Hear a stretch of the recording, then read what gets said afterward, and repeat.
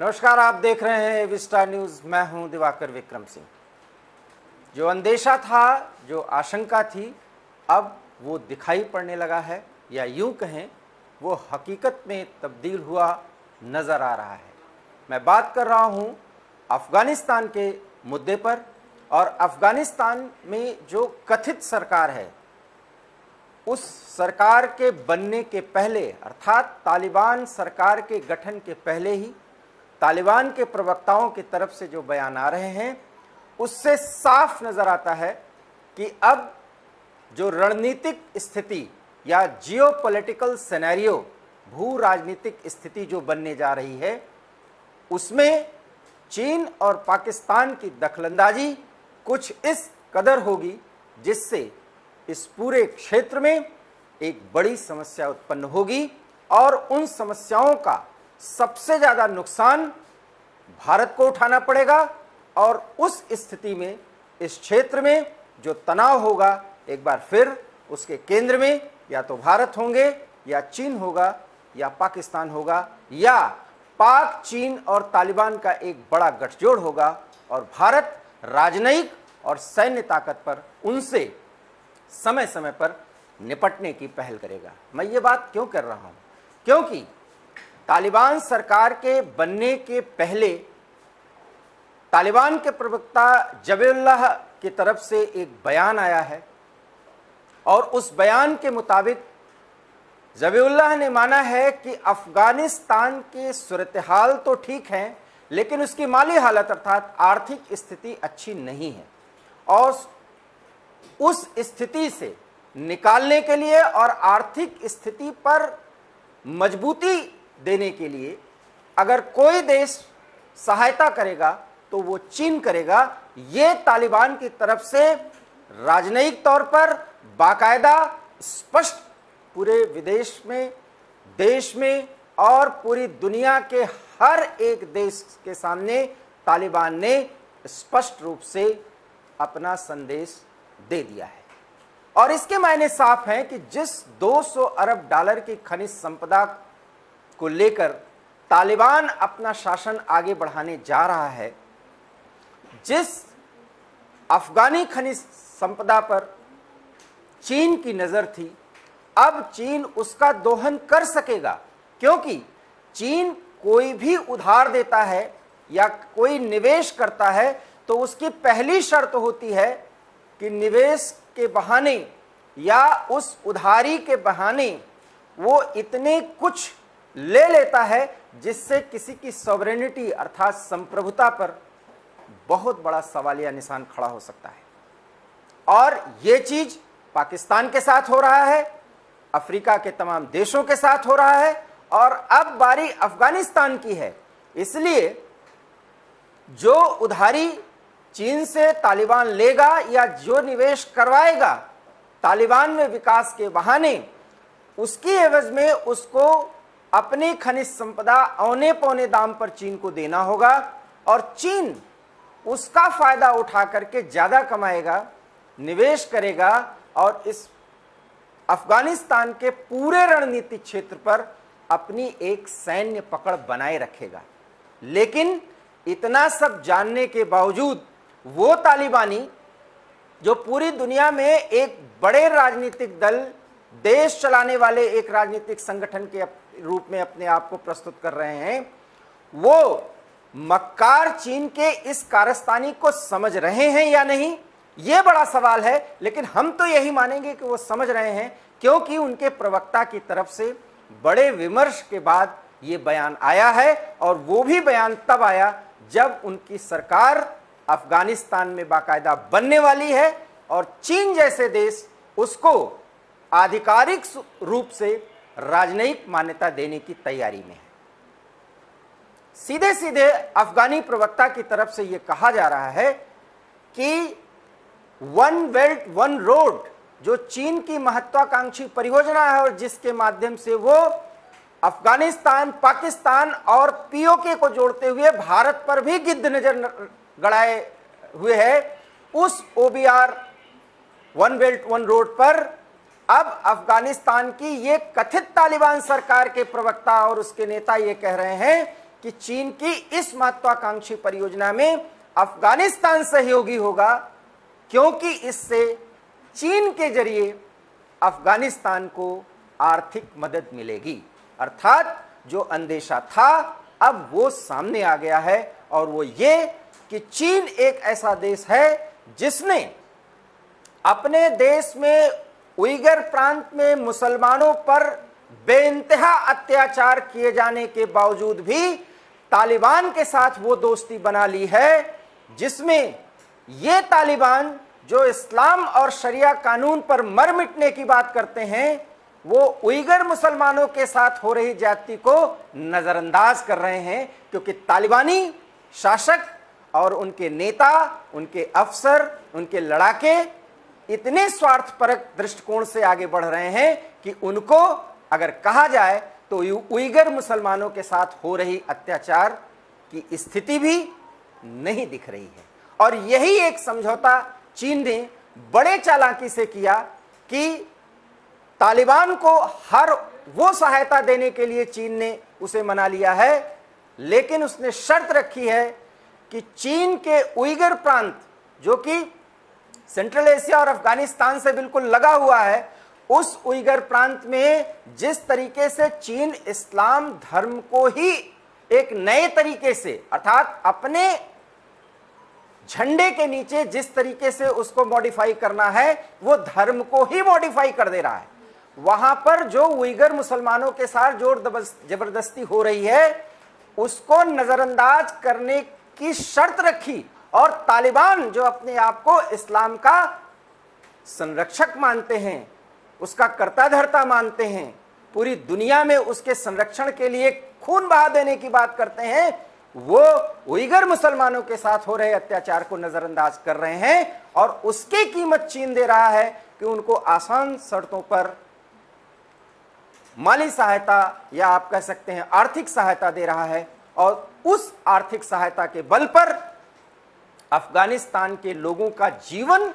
अच्छा करने की, बेहतर करने की बात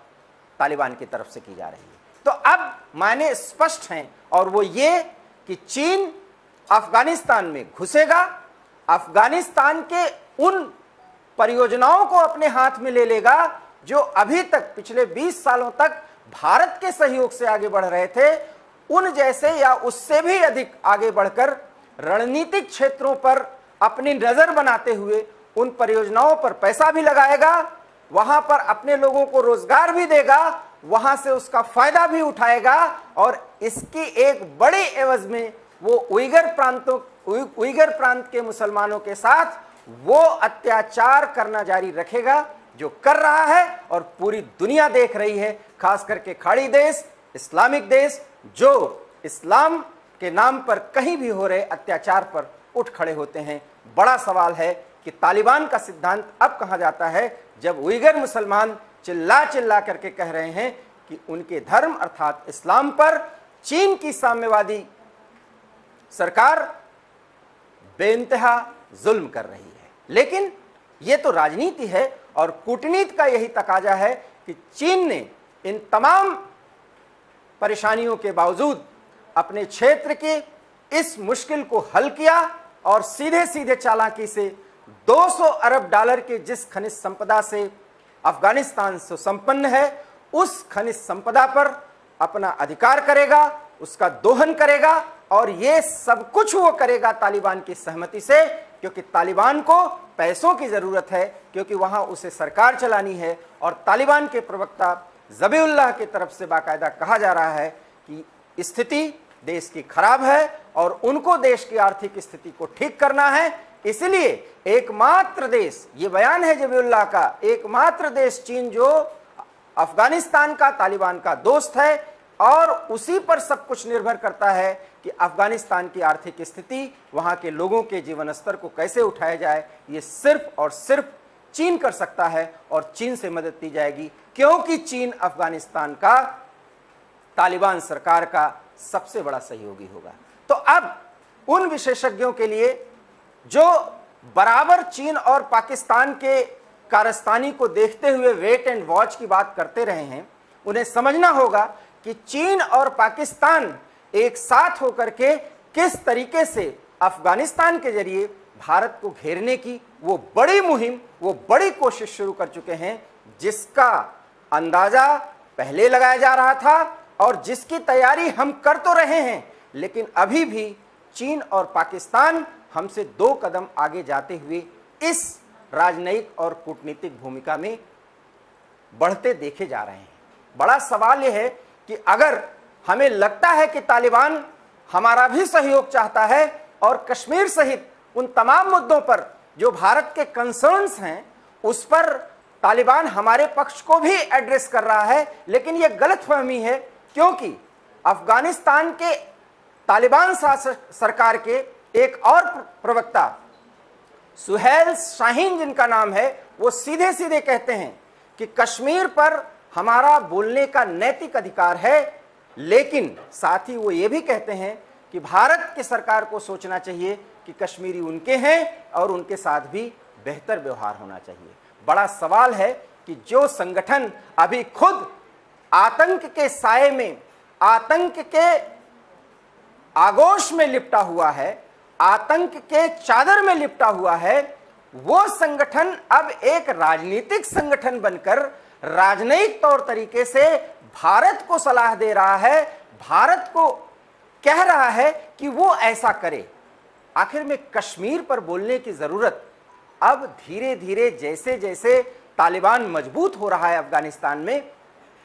वो जरूरत क्यों पड़ रही है? वो इसलिए क्योंकि कश्मीर में भी